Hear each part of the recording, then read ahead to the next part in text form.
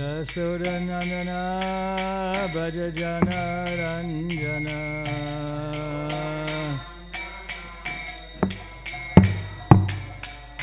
Jasodanandana Bhajajana Ranjana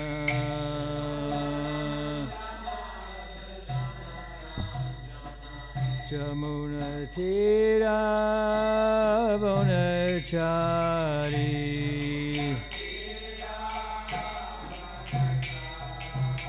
Jamuna Tira Bonachari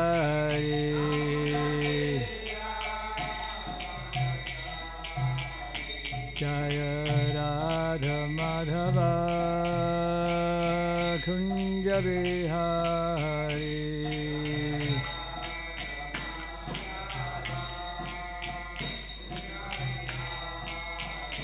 Jaya Radha Madhava Kunja Bihari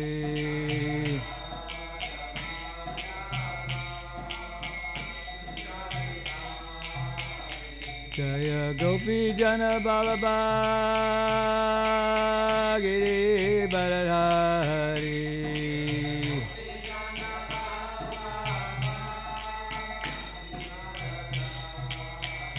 Jaya Gopi Jana Balaba Giri Baladhari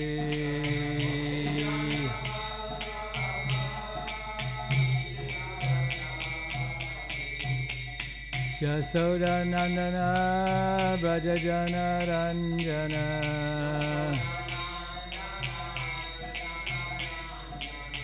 Jasoda Nandana Brajajana Ranjana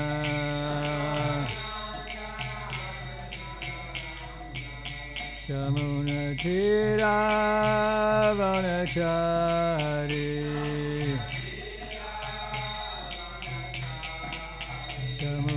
Tira Vanachari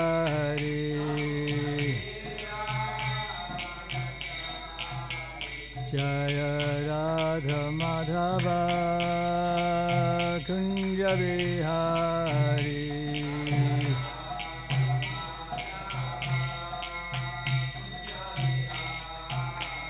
Jaya Radha Madhava Kunja Bihari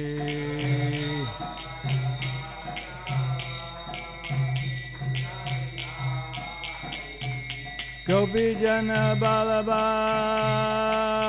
Giri Baladhari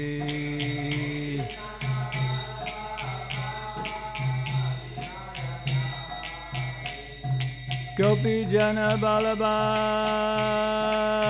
Giri Baladhari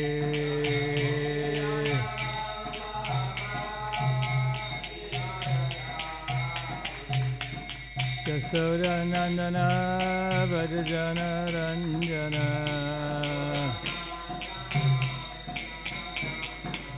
Jasoda Nandana Bhajajana Ranjana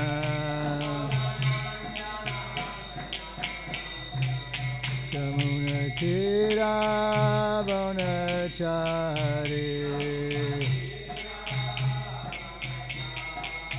Jamuna Tira Bonachari Jaya Radha Madhava Kunja Bihari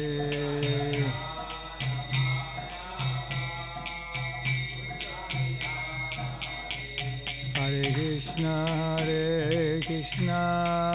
Krishna Krishna Hare Hare Hare Rama Rama Rama Hare Hare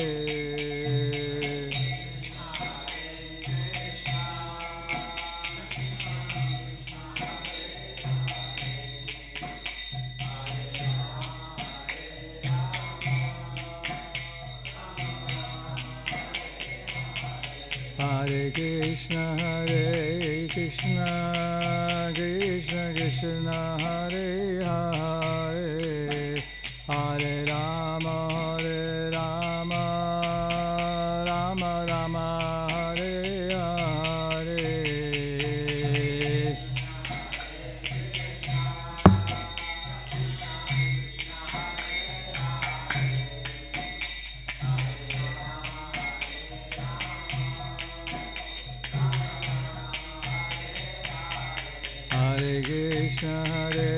Krishna, Krishna Krishna, Hare Hare, Hare Rama, Rama Rama, Hare Hare.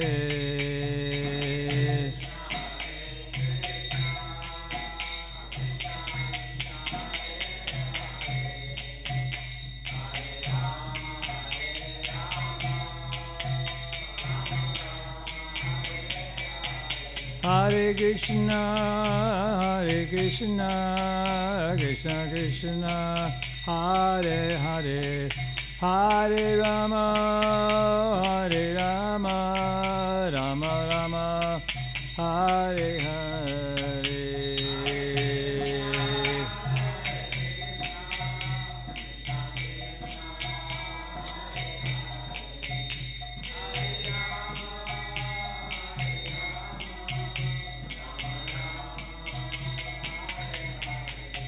Hare Krishna, Krishna Krishna, Hare Hare, Hare Rama, Rama Rama, Hare Hare.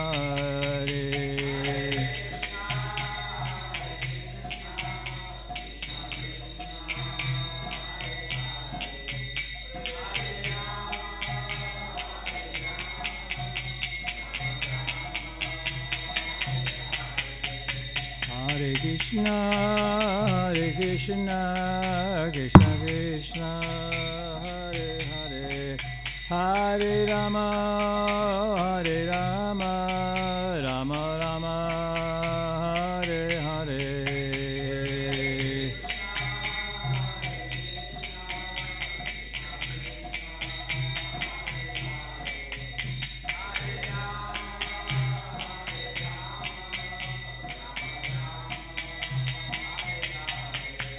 Jaya Prabhupada, Jaya Prabhupada, Jaya Prabhupada, Jaya Prabhupada.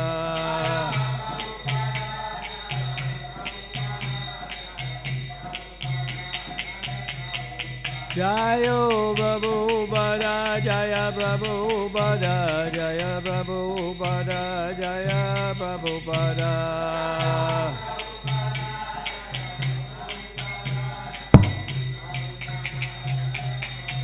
Jaya Prabhupada, Jaya Prabhupada, Jaya Prabhupada, Jaya Prabhupada.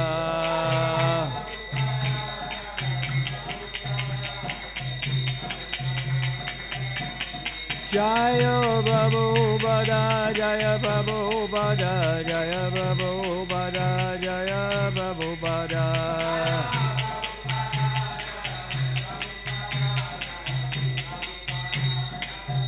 Jai Om Vishnupada Paramasya Paribrajika Stotara Sata Shri Srimad Divine Grace A.C. Bhaktivedanta Goswami Srila Prabhupada Ki Jai.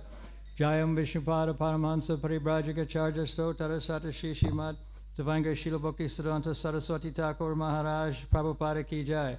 Ananta Koti Vaishnav Vrinda Ki Jai. ISKCON Founder Acharya Srila Prabhupada Ki Jai. Namacharya Srila Haridas Thakur Ki Jai. Prem Jagaho Shri Krishna Chaitanya Prabhu Nityananda Shri Advaita Gadadhar Srivasadi Gaur Bhakta Vrinda Ki Jai. Shri Shri Radha Krishna Gopinatha Shama Kunda Radha Kunda Giri Govardhana Ki Jai. Shri Shri Vrindavan Dhamma Ki Jai. Navadvip Dhamma Ki Jai. Shri Shri Navadvip Dhamma Ki Jai. Shri Shri Jagannath Puri Dhamma Ki Jai. Tulasi Devi Ki Jai. Bhakti Devi Ki Jai. Shama Veda Bhakta Vrinda Ki Jai. All glories to the assembled devotees. All glories to the assembled devotees. All glories to Shri Shri Guru and Shri Gauranga. Narayanam namaskrityam naram chaivam narotamam devim saraswatim vyasam tato jayamudirayat nasta prayeshu abhadreshu nityam bhagavata sevaya bhagavati utama shlokir bhaktir bhavatina ishtiki. We're reading from the Srimad Bhagavatam, third canto, text 13, chapter 13, text number 28. Is that correct? Grihanena Privya Paravim Vijigran Krodha Padesha Swayam Advaranga Karala Tamstro Pyaka Rala Drigyam Udviksha Vipram Grinato Vishat Kam Grinena Prayava Paravim Vijigram Grinena Pravidya Padva Parivam Vijigram Kudapadesha Svayamad Varanga Kudapadesha Svayamad Varanga Karaladam Stropya Karala Drigyam Udviksha Vipram Grinato Vishatkam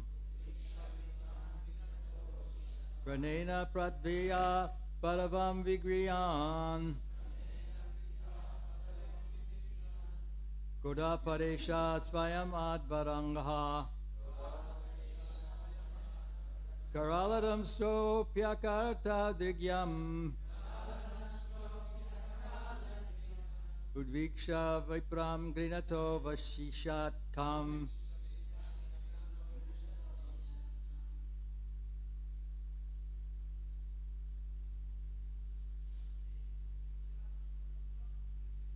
Granena Pritva Paravim Vigyaram Kura Parisham Vayam Svadvagaranga Karaladam Stropya Karala Vigyam Kridviksha Vipram Grinato Vishatkam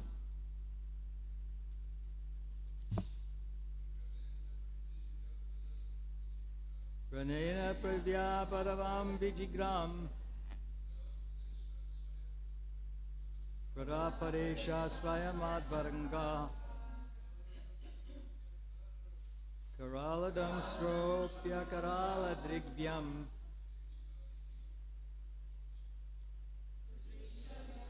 Gunato Vishatkam.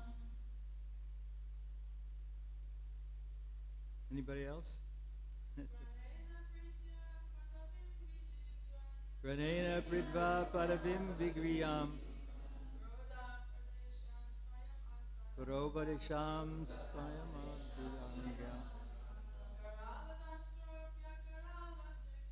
Karaladam Stropya Karala Drigyam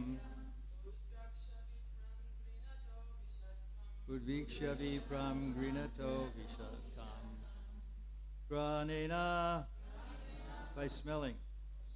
Pritya, of the earth. Padavim, situation. Vijigran, searching after the earth. Kroda apadeshaha, assuming the body of a hog. Svayam, personally. Advara, transcendental. Angaha, body. Karala, fearful. Damstraha, teeth, tusks. Abhi, in spite of. Akarala, not fearful. Drigyam, by his glance. Udviksha, glancing over. Vipran, all the Brahmana devotees. Granta, who were engaged in prayers. Avishat, entered. Come, the water. Translation by Srila Prabhupada. He was personally the Supreme Lord Vishnu and was therefore transcendental. Yet because he had the body of a hog, he searched after the earth by smell. His tusks were fearful, and he glanced over the devotees, brahmanas, engaged in offering prayers. Thus he entered the water. Purport by Srila Prabhupada. We should always remember that although the body of a hog is material, the hog form of the Lord was not materially contaminated. It is not possible for an earthly hog to assume a gigantic form spreading throughout the sky beginning from the Satya Loka. His body is always transcendental in all circumstances. Therefore, the assumption of the form of a boar is only his pastimes. His body is all Vedas, or transcendental. But since he had assumed the form of a boar, he began to search out the earth by smelling, just like a hog. The Lord can perfectly play the part of any living entity. The gigantic feature of the Lord was certainly very fearful for all non-devotees. But to the pure devotees of the Lord, he was not at all fearful. On the contrary, he was so pleasingly glancing upon his devotees that all of them felt transcendental happiness. The verse again, he was personally the Supreme Lord, Vishnu, and was therefore transcendental. Yet because he had the body of a hog, he searched after the earth by smell. His tusks were fearful, and he glanced over the devotee Brahmins engaged in offering prayers. Thus he entered the water. Om Gyana Timirandasya Gananjana Salakaya Chaksur Unmilitam Jena Tasma Ai Shri Gurave Namaha Sri Caitanya Manobistam Strapitam Jena Bhutale Svayam Rupa Karamayam Dadati Svapadantikam.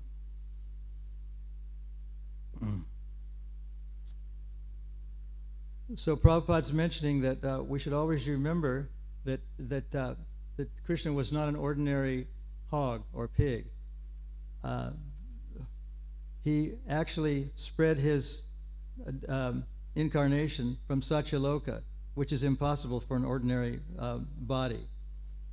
As Prabhupada said, his body is transcendental in all circumstances. Therefore, the assumption of the form of a boar is only his pastime. So the point is that whatever form the Lord takes, it's transcendental. And whatever form he takes is worshipable, whether it's the body of a hog, the body of a human being, the body of a dog, the body of a cat, or whatever. It's all Krishna. So this helps us to understand the concept that we're not the body. A hog is not necessarily a very pleasant thing to look at, but a hog that's in the form of Krishna, as in the form of a hog, is very transcendental and very lovable. And as it's said in the purport, he was playing the role of a hog, and therefore he searched out Hiranyaksha and the earth by smell, and found that the earth was submerged very deeply in the water. And in order to relieve the situation, he had to fight with Hiranyaksha. Hiranyaksha was originally one of the doorkeepers of Vaikuntha, Jaya and Vijaya. Jaya and Vijaya were given the choice of being devotees of Krishna in 7 births or becoming demonic personalities in 3 births. So they chose to get the bodies of demons because they were anxious to get back to the spiritual world, to be the gatekeepers of Vaikuntha. They were not ordinary people. And some of you may have noticed that, I think I mentioned this before, that on the altar, Lord Nrsingadev is sitting on the throne of Hiranyakashipu after he slays him. He doesn't do that with most demons, but he did that because Hiranyakashipu had been a doorkeeper of Vaikuntha in the past, and therefore he was given special mercy by Krishna, and Krishna sat on his throne as if he were the king, because Hiranyakashipu had attained the spiritual world at Vaikuntha. And Prabhupada called his spiritual master a Vaikuntha man. So Vaikuntha sometimes means the original Krishna Loka, and sometimes it means the spiritual sky, and sometimes it means Krishna's abode. So it has various meanings. The 3 births that the Jaya and Vijaya had to take were difficult. They were Shishupala, Dantravakya, Hiranyakashipu, and Hiranyaksha, and I think I mentioned Dantravaka and Dandakaranya.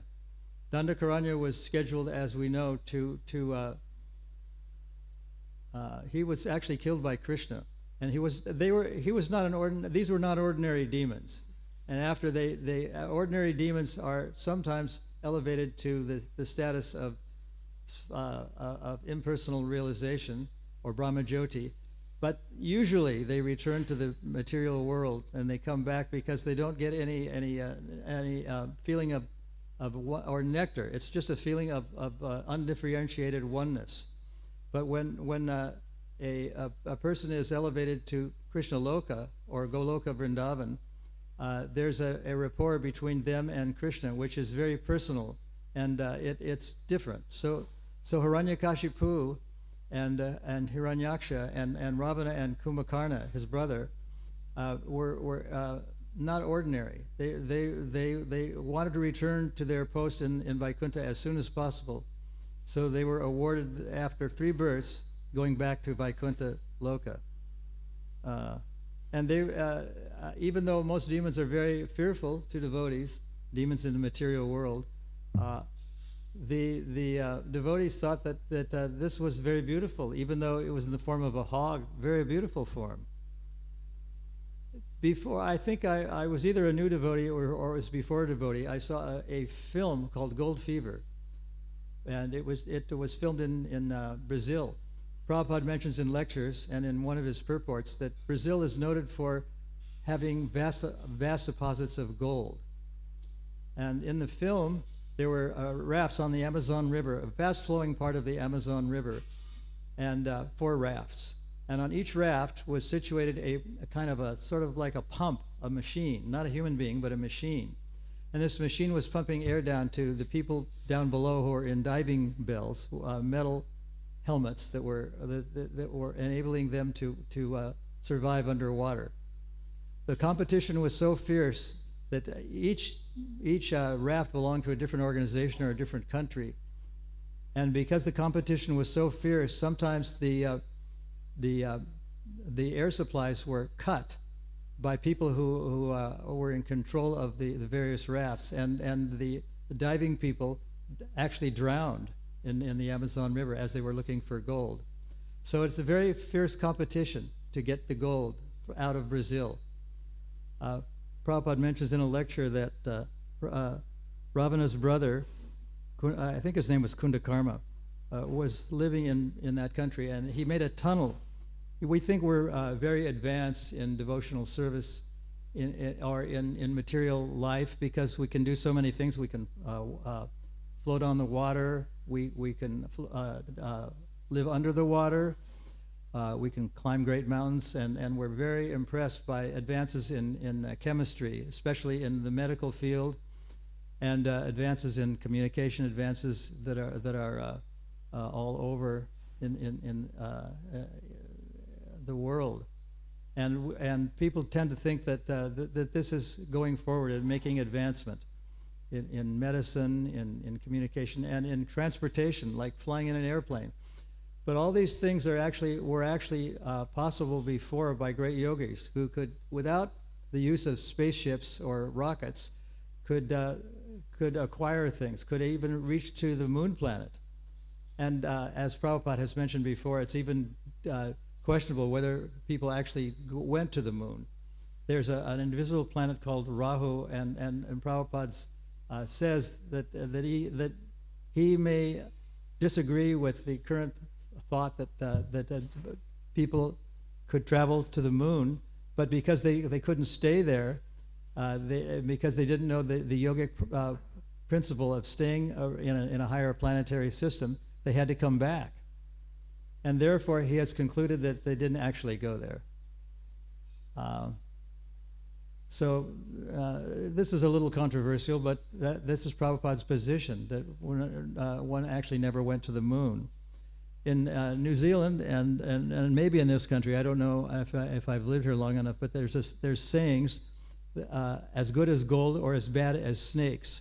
You can be either as good as gold or bad as snakes. Gold is considered to be beautiful or wonderful, or the ultimate achievement is to have a lot of gold. So the material world is made up of people who are thinking they're getting more and more advanced, or living a longer time. And very early on, when Prabhupada was preaching about nectar of devotion, in 1972, the book was printed. But in 1969, he completed the 1969 in Los Angeles, he completed the translation of Nectar of Devotion. And he went on to tell everyone in the preface and introduction that this book is just a summary study of Rupa Goswami's Bhakti Rasamrita Sindhu. And if he were to translate the whole thing, it would come to more than 1,000 pages. But because the devotees that were in charge didn't know the language very well, or didn't know Sanskrit, he limited it to 400 pages. And he said in his lecture in 1972 in Los Angeles, after the book was published, he was very happy that the book was finally printed after many hard days and weeks and months and years of struggle. He was very happy that the book was published, and he asked all the devotees to read the book over and over, not just once and check it off, but to read it repeatedly. That was the word he used. I don't know how it was translated, but he used the word repeatedly. And he said you don't have to ask a question every time there's something you don't understand, but if you read the book over and over and over again, the answers will automatically come. You don't have to ask me everything. So he was very keen to get this book published. And this is about halfway through his sojourn in the material world, 1969, 1970. He came in 1966, was his original foray into the West. And he said that despite all the great attempts to have peace in the world, like he mentions the United Nations, there is still war and struggle going on. Even in India, which is considered to be a very peaceful place, there's conflict with the Tamil Tigers in southern India and in Sri Lanka. But Sri Lanka was destroyed by a servant of Ramchandra, Hanumanji. Even though it was a city of gold, there must have been some other substances in there, like wood, because the whole city was burned down by Hanuman. Hanuman was a great devotee of Lord Ramchandra. And even though he was a great servant of Lord Ramachandra, he didn't worship Krishna specifically.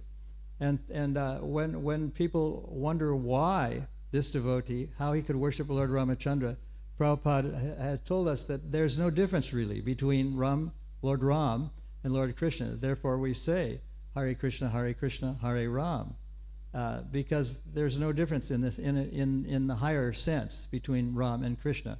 Although percentages are sometimes offered, how Krishna is the supreme personality of Godhead. He has all the good qualities of all the great demigods and all the various incarnations and all the different manifestations of Krishna. Krishna is supreme, always supreme, and that's what he says. So in this verse, even though he's taken the body of an animal, he is not ordinary. And he glanced very favorably, very lovingly upon his devotees, and they took it very pleasingly that it's actually Krishna, not an ordinary animal. Krishna is always transcendental in every position, and sometimes it's a challenge. Why are we using modern facilities, modern amenities like refrigerators, motor cars, airplanes, and injections, and why do we have hospitals and so on, when at the same time we're very critical of the material world being somewhat of a inadequate or uncomfortable place to be in. The point is that the great yogis, because they perfected, and Prabhupada talks about this in great detail in Nectar of Devotion and other places, the devotees could fly without vibrations and without big motors making a lot of noise. They actually could. It's a type of perfection, and there's many types of yogic perfection. There's one called animasiti, or acquisition, where one can reach into a garden in a very far away place. Like someone came to his home once. He told this story. It's not a story; it's an actual fact. Who was a yogi, and his Prabhupada's father asked him if he could get a pomegranate. He said, well, I don't have any pomegranates. They're very prolific in Afghanistan. So he was able to reach all the way from India to Afghanistan and pick a pomegranate and offer it to Krishna and give it to the devotees. So this acquisition is called prapti siddhi, or acquisition, this perfectional stage. But many scientists have already achieved that. And just like now, through the internet, we can go to get books out of a library in a place like Tokyo or Johannesburg or Paris or someplace like that, just by pushing a few buttons. So we think this is great advancement. But devotees could do this without computers, without any machinery, just by perfecting yoga. They perfected acquisition. And they could even do things that were violating of the common functions of the material society. So he mentions that one scholar, a German man, had realized that they were very advanced. These yogis were very, very much advanced. They could do things that we do with machines or computers or some machinery, but they could do it without machinery. And they could sometimes do what there's a perfection. I think it's called Kamavasayita, where a person could make water enter into the eye, into his or her eye, and then come back out through the eye. So this is impossible for modern scientists to do, to achieve the perfection of making water enter into a face and come out through the face.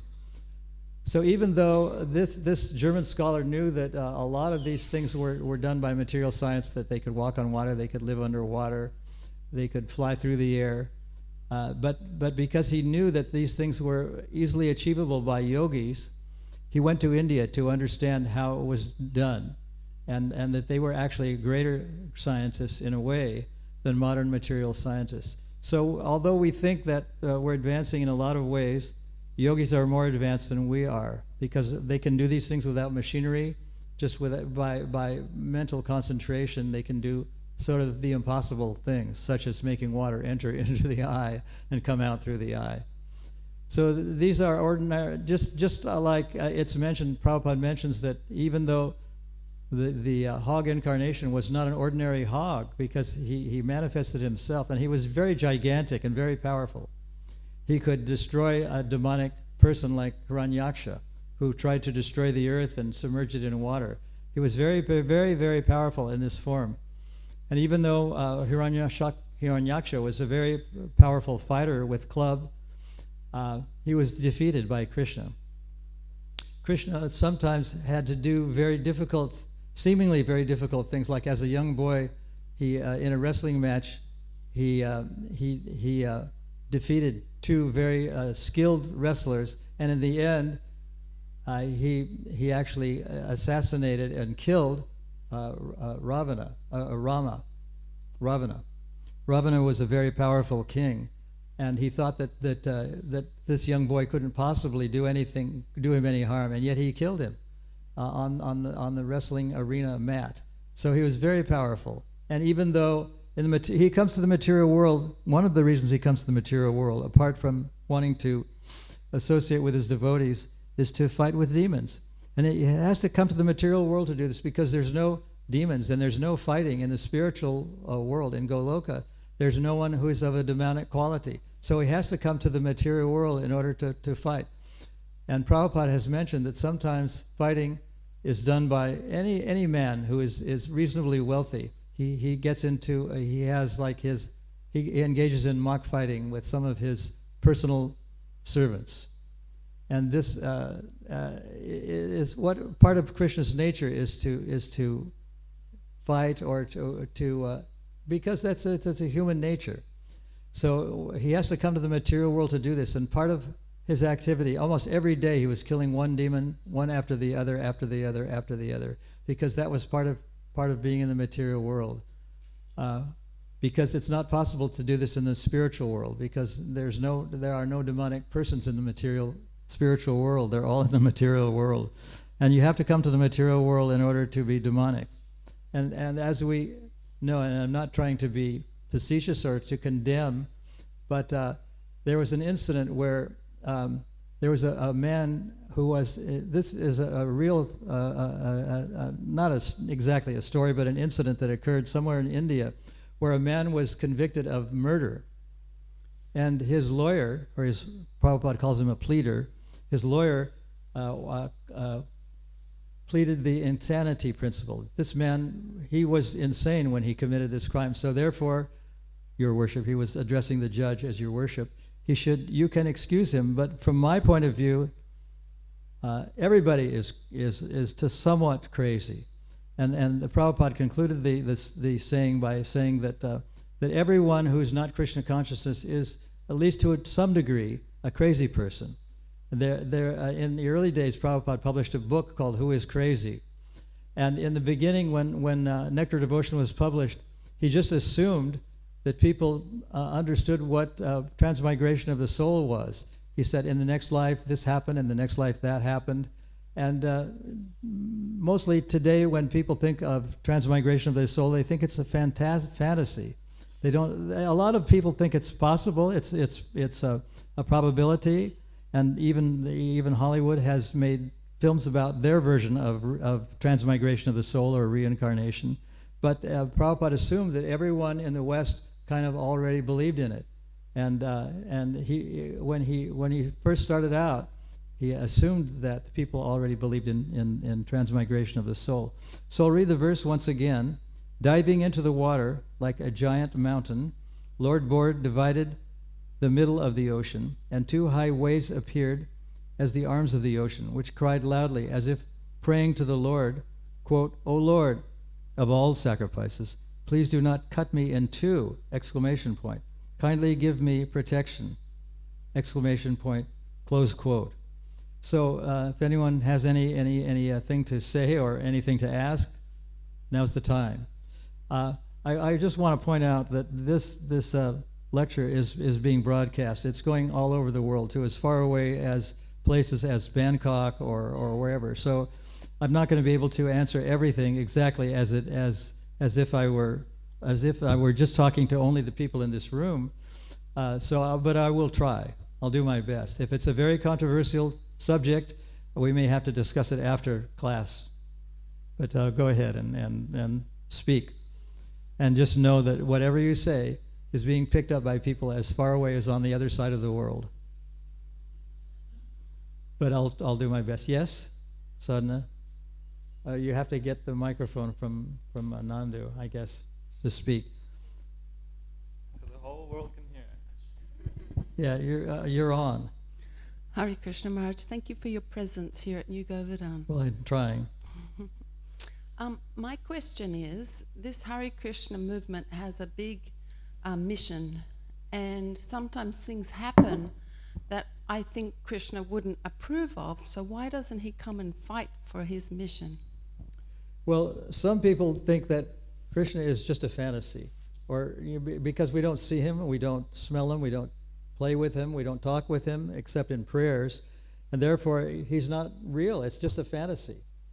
The thing is that there's a verse that says that Krishna is present in his name. He's actually present. When we say Krishna, we're not just fantasizing about a being that may be up in the clouds somewhere, maybe sitting on a throne, but we're talking about a real person. And when we engage in deity worship, we know that even though they're made of marble, and sometimes they're made of wood, sometimes they're made of stone, sometimes they're made of paint, it's actually Krishna himself. So Krishna, and there's a verse that says that Krishna is Nama Acharya, Krishna Rupa Nama Avatara. Krishna is that the name Krishna is a bona fide avatar of Krishna. It's a descent of Krishna's name. So even though we don't see him, we don't play with him, we don't eat with him, we know that he is real and he exists, and we can actually join him at some point. But that's why people think that we are crazy, and we think sometimes that other people are crazy because they don't see Krishna. But Krishna is actually there all the time. And there's a famous quote that says that good friends are something like stars. We don't see the stars during the day, but they're always there.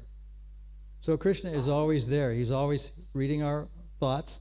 He's aware of what we're doing, and just like there are great famous people like Lord Brahma and Yamaraj. They even though they're material in the material world, they have the ability to know what others are thinking. They can read minds. So that's a special blessing that people that are empowered by Krishna have. And although we hope to have it, we may not have it. But if we strive, maybe it may take many lifetimes, we're willing to wait. I hope that's helpful. If you don't mind elaborating a little bit more. Yeah. Just with this Hare Krishna movement, it's such a big mission to spread Krishna consciousness. I personally have a hard time understanding why Krishna doesn't give the green light for it to go ahead more and more, and he just allows that. Krishna is very merciful because he allows even demonically inclined people to go ahead with their demonic activities, drinking, intoxicating, eating meat, and gambling, and so on and so forth.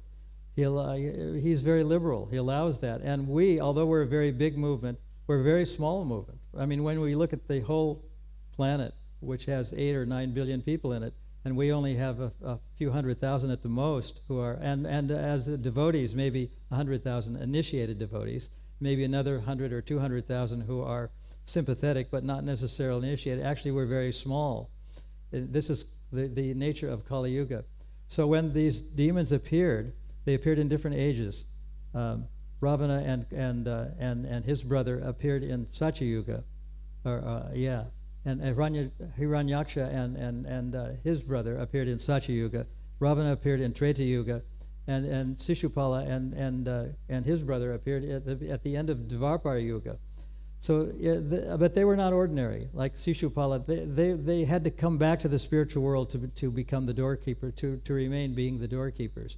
So unlike ordinary demons who just temporarily get liberation into Brahmajyoti and then they fall down, or they end up coming back to the material world, setting up hospitals or engaging themselves in philanthropic work, it's possible to be liberated. And in one lecture, when Prabhupada, I heard this, and I think it's true, was lecturing, I think it was in Los Angeles, he was finished, and someone asked him the question, is it possible to go back to Godhead in this lifetime?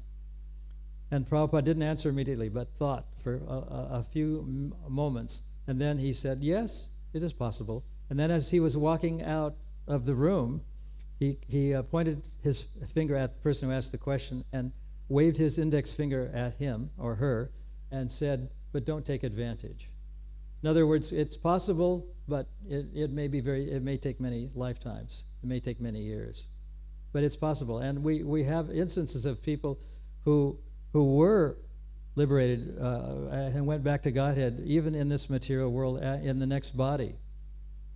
Prabhupada talks about the Brahmin who was mentally worshiping Krishna, and he was mentally cooking sweet rice for him, and he thought the sweet rice was too hot, and he tested it and burnt his finger, and that caused Krishna in the spiritual world to engage in laughter. And when Lakshmi said, what are you laughing about?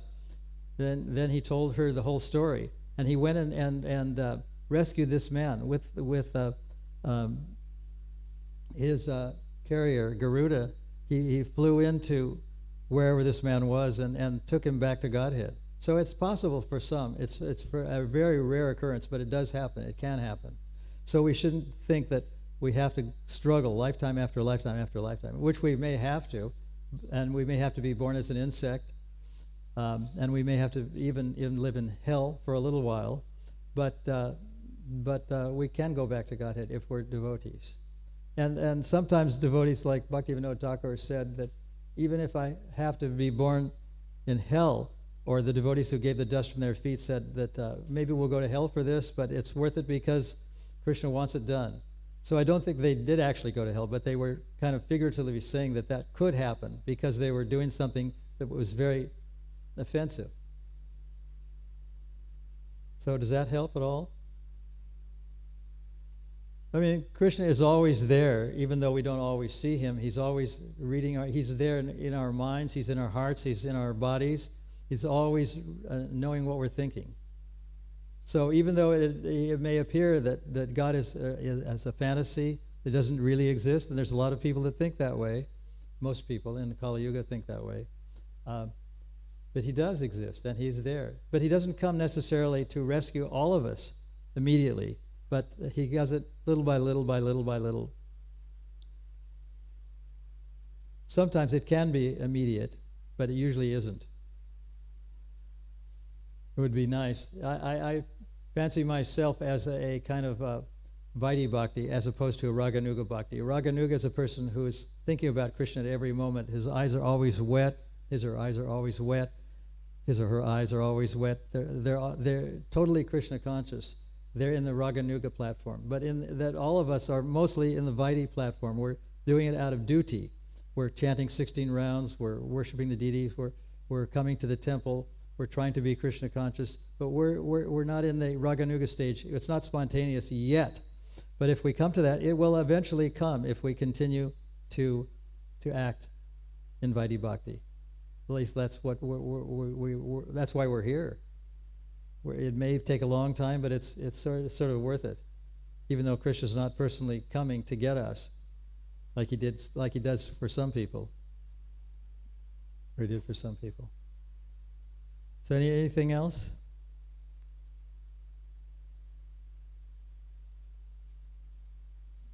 Okay, we'll stop there. Thank you very much. Hare Krishna.